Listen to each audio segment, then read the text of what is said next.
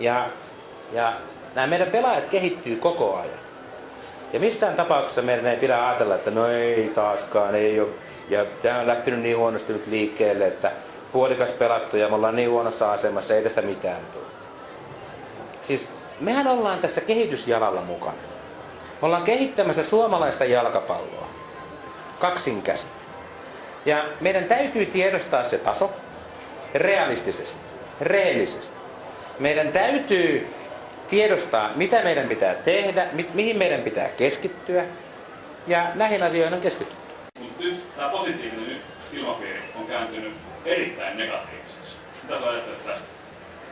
Ihan sama. Tulokset on ollut huonoja, missään tapauksessa hyväksyttäviä.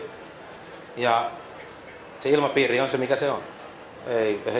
Ei mulla sen kummallisempaa. Mun tehtävä on pitää huoli siitä, että me parannetaan.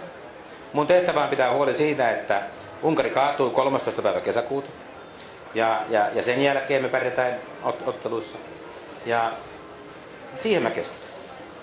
Siis ilmapiiri, totta kai, ilman muuta. Valitsisin positiivisemman ilmapiirin, ehdottomasti. Mutta tulokset on ollut huonoja. Tulokset ei missään tapauksessa ollut meitä miellyttäviä. Semmoisia, mitä me toivottiin. Mutta tässä mennään. Nyt pitää tehdä vielä enemmän töitä. Koska jos me on tähän asti näissä karsinnoissa tarvittu noin 14 yritystä siihen, että me on tehty yksi maali, niin meidän pitää tehdä 24 yritystä jatkossa, että me tehdään 2 maalia ja voitetaan otteluita. Tämä on se lähtökohta. Ei ole muuta vaihtoehtoa. Ja tämän kanssa tehdään töitä ja tähän suuntaan mennään. Ja sitten meidän pelihän on positiivista ja se on hyvää syöttöpeliä ja se on hyvää modernia jalkapalloa ja tehokasta. Siihen asti, kunnes meille se maalintekotilanne syntyy.